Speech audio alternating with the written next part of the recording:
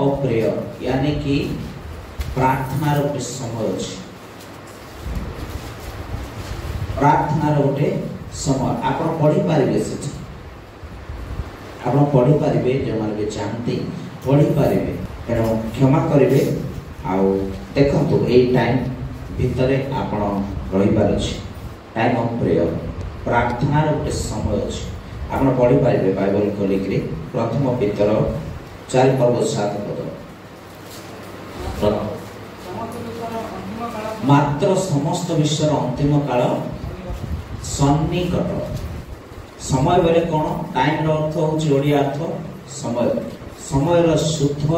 biblical word यानी कि आत्मिक अर्थ है काल समस्त काल रो कौन ही अछि सन्निकट ही अछि तापरे तापरे सुबुद्धि हुओ तापरे प्रार्थना करबा पाए सचेतन था आई विल टीच यू मो आपको सिखेबा पाए चाहे ते लिमिटेड कोन देखंतु से दिन सुबुद्धि माने थिले आ के थिला निर्बुद्धि भी थिला निर्बुद्धि माने they are not ready but preparation ते मानकर भीतर प्रस्तुतता नहीं कि आमे बर आसीबे ताको सहित जीवु बुझतु आ प्रथम थेसलोनिके 5:17 रे कोन लिखा जाउची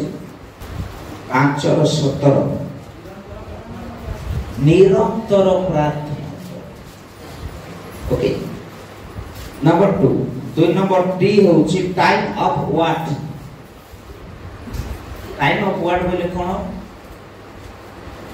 व्हाट बोले ईश्वरकर वाक्य ईश्वरकर वाक्यर समय टाइम ऑफ व्हाट कोन अछि देखो प्रथम पितर 4 पर्व 11 पद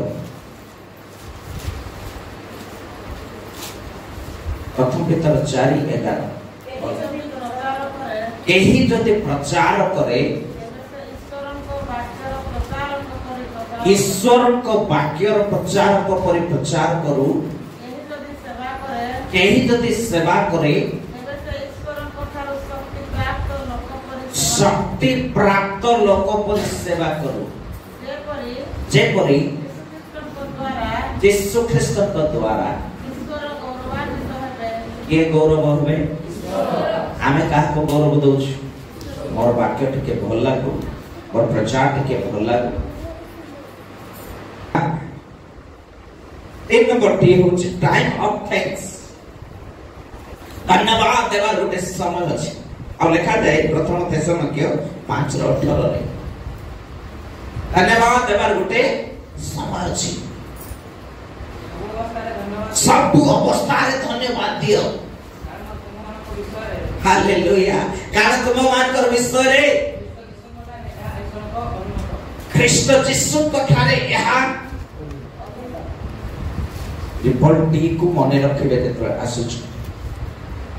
वाक्य जेतबे प्रचार करबा पई आसुछंती से वाक्य भितरे बाइबल भितरे आपण तीनटा प्रश्न प्रभु को कहबे करिवे प्रभु ये वाक्य कहा पाए काहे की आ कोन पाए तार अर्थ